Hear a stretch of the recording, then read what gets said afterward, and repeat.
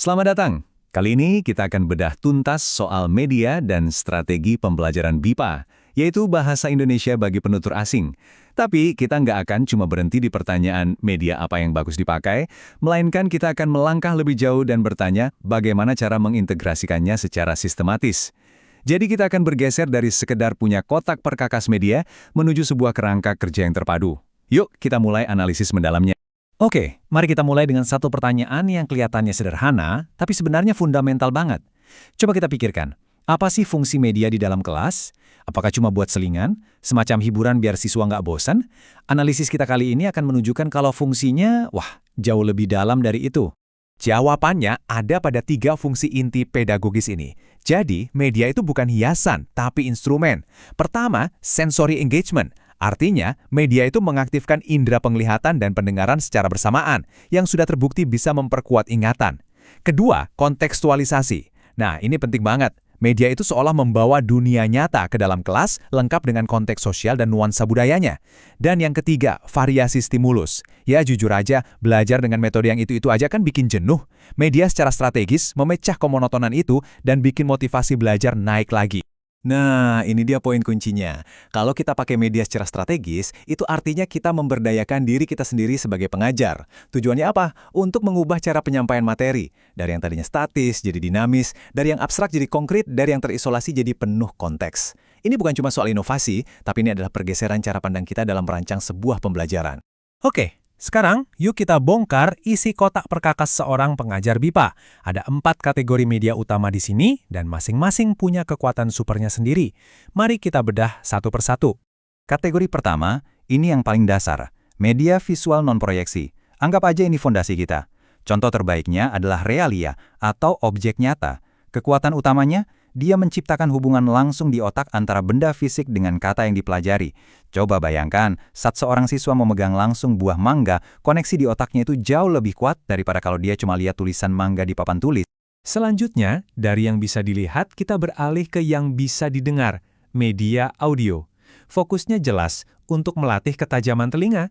Lewat rekaman percakapan asli atau podcast, siswa nggak cuma belajar arti kata, tapi mereka juga belajar mendekonstruksi ritme, intonasi, dan fonologi bahasa Indonesia.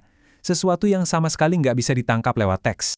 Nah, sekarang kita gabungkan keduanya, audio dan visual. Jadilah media audiovisual. Film atau vlog misalnya, ini memberikan pengalaman yang multisensorik. Kekuatan terbesarnya adalah menyajikan konteks yang kaya. Siswa nggak cuma memproses bahasa, tapi mereka juga membaca isyarat nonverbal seperti ekspresi wajah dan bahasa tubuh. Bahkan, melihat gerakan mulut penutur asli itu memberikan data penting untuk pengucapan yang akurat.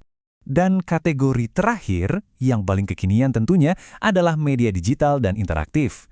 Aplikasi belajar bahasa, misalnya, ini mendorong 2 hal penting, personalisasi dan kemandirian pembelajar. Mereka bisa belajar sesuai kecepatan masing-masing dan dapat umpan balik instan. Media seperti ini juga memungkinkan adanya simulasi yang imersif, yang pastinya memperkaya pemahaman sosial dan budaya mereka. Oke, kotak perkakasnya sudah kita bedah. Tapi punya alat canggih saja kan nggak menjamin apa-apa.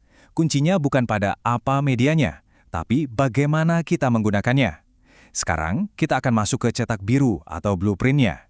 Inilah yang akan mengubah media dari sekedar tambahan menjadi pilar utama dalam pembelajaran. Cetak birunya ini sebenarnya sangat sistematis dan terdiri dari 3 tahap. Pramedia, saat media, dan pasca media. Gampang diingat kan? Dan yang hebatnya, kerangka kerja 3 tahap ini bisa diterapkan untuk semua jenis media loh, dari yang paling sederhana kayak flashcards sampai yang paling kompleks sekalipun. Tujuannya satu, memastikan dampaknya maksimal. Tahap pertama, pramedia. Anggap saja ini fase pemanasan. Tujuannya adalah mempersiapkan otak siswa. Caranya gimana? Kita aktifkan dulu pengetahuan awal mereka, kita kenalkan kosakata kunci, dan yang paling penting, kita kasih mereka misi yang jelas. Jadi, siswa harus tahu persis apa yang harus mereka cari saat media diputar. Mereka bukan penonton pasif. Tahap kedua, saat media. Disinilah fokusnya beralih ke interaksi yang terarah. Siswa nggak lagi jadi penonton, tapi mereka adalah pemeroses informasi yang aktif. Kita bisa bekali mereka dengan tugas-tugas spesifik, misalnya melengkapi lembar kerja atau mencatat informasi penting. Bahkan, memutar medianya beberapa kali dengan fokus yang berbeda-beda, itu sangat dianjurkan. Dan tahap ketiga, ini yang paling krusial, Pasca media. Ini adalah fase di mana pembelajaran dikonsolidasikan. Di sini, siswa ditantang untuk memproses dan menggunakan informasi yang baru saja mereka dapat. Aktivitasnya fokus pada produksi bahasa atau output, bisa lewat diskusi, simulasi, atau menulis. Di tahap inilah input dari media diubah menjadi output yang komunikatif dan bermakna. Oke, cukup teorinya. Sekarang kita lihat bagaimana semua ini bekerja dalam praktek. Kita akan pakai studi kasus singkat dengan tema wisata kuliner untuk melihat bagaimana kotak perkakas dan cetak biru tadi bisa bekerja sama secara harmonis dalam sebuah alur pembelajaran. Coba perhatikan alur kerjanya. Di tahap pra-media, guru memancing diskusi soal rasa dan memperkenalkan kosakata. Lalu, di tahap saat media, video jajanan pasar diputar. Pemutaran pertama tanpa suara, tujuannya untuk menganalisis ekspresi. Pemutaran kedua baru fokus mencatat informasi. Terakhir di tahap pasca media, pengetahuan tadi langsung diterapkan dalam tugas komunikasi, simulasi jual beli.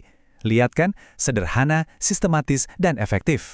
Jadi, kesimpulannya, formula untuk kelas BIPA yang efektif itu sebenarnya sederhana, bukan ditentukan oleh seberapa canggih media yang kita punya, tapi oleh seberapa strategis kita mengintegrasikannya.